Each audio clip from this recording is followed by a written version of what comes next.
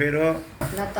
లత. ఎక్కడి నుంచి వచ్చినావు? ఈశ్వరప్ప క్లినిక్ కరీంనగర్ నుంచి వచ్చి. కరీంనగర్. ఏం బాధతో వచ్చినావు? Kidney problem. Kidney fail. Serum creatinine ఎంత ఉన్నది?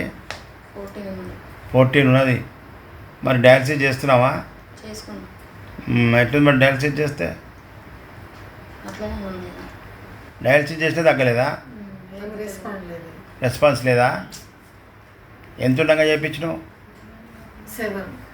7 ఉంటే చేపిస్తే ఇప్పుడు 14 పోయిందా? 2 months అవుతుంది.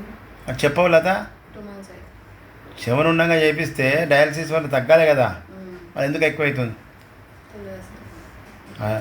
తెలియదంటే పత్యం చేస్తలేవా? నీ పెయిన్ నీ తెలియకపోతే మాకెట్ తెలుస్తుంది? డాక్టర్లు ఏమన్నారు మరి బయట? డయాలసిస్ చేసుకోవాలా? మా చేసుకుంటే తగ్గుతలేదు కదా, ఎక్కువైంది కదా అని అడగలేవా?